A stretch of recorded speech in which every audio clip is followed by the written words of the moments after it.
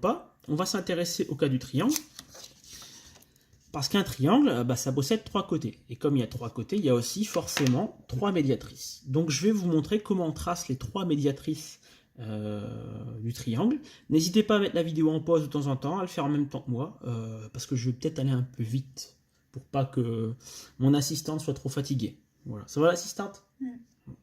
Donc je commence, il faut vous organiser. Vous désignez avec votre doigt le segment dont vous voulez tracer la médiatrice. Ici c'est AB. Avec votre compas, un écart plus grand que la moitié. Il s'appelle AB, donc je vais aller mettre la pointe du compas sur A et sur B. Donc, pointe du compas sur A, arc de cercle. Pointe du compas sur B, arc de cercle. J'ai l'un des deux points de la médiatrice.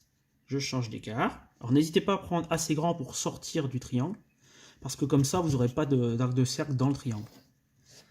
On renouvelle la technique. Voilà. Et moi, je vous conseille de tracer les médiatrices une par une, pour pas vous emmêler les pinceaux. Voilà, donc ici, on va essayer d'être précis. Donc médiatrice de AB, tout de suite, vous codez. Je continue, médiatrice de AC. Donc un écart plus grand que la moitié du segment. Pointe du compas sur A, pointe du compas sur C. Attention, il en faut un de l'autre côté, je vais agrandir l'écart pour être en dehors du triangle. Voilà. La deuxième médiatrice.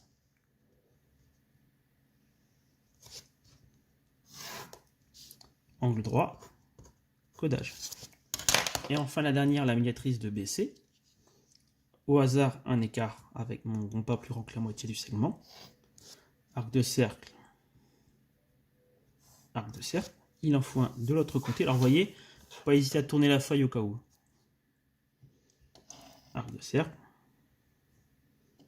arc de cercle. Je termine la construction de ma troisième médiatrice. Donc je répète, si vous trouvez que je vais un peu vite, reprenez la vidéo, mettez-la en pause de temps en temps. Voilà, vous pouvez mettre en pause avec la barre d'espace de mémoire.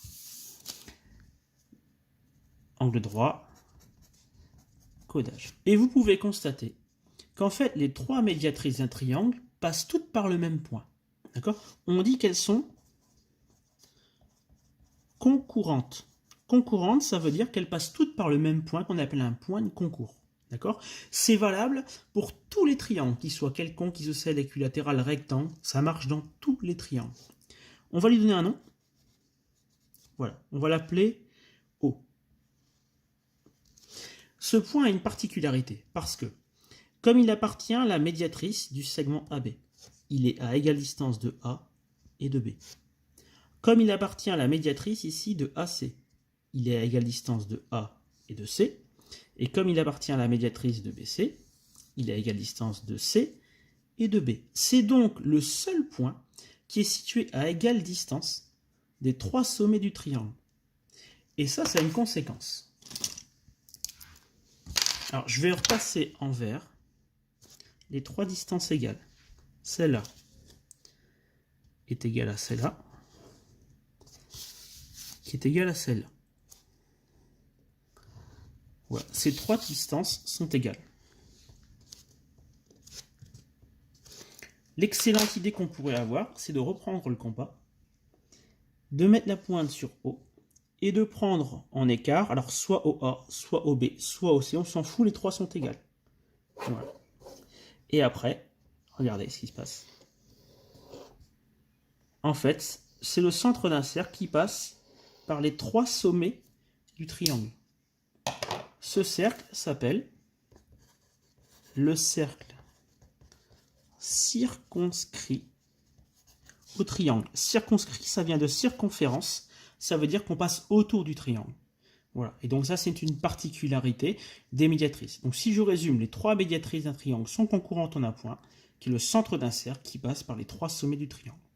Pour le trouver, il suffit de tracer 2 médiatrices. 3 c'est pas la peine, on sait que la troisième passera forcément par celui-là.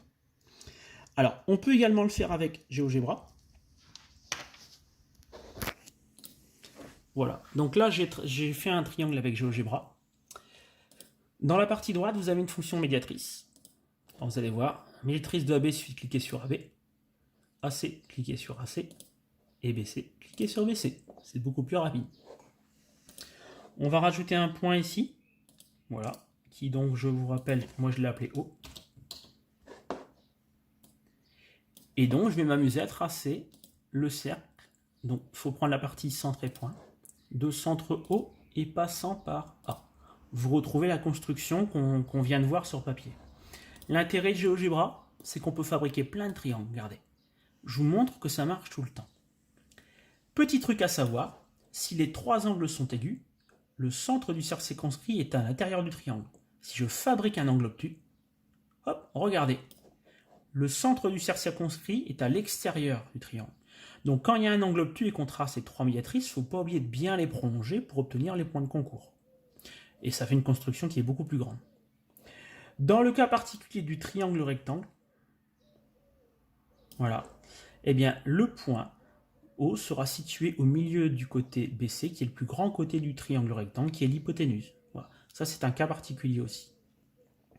Voilà, je pense que je vous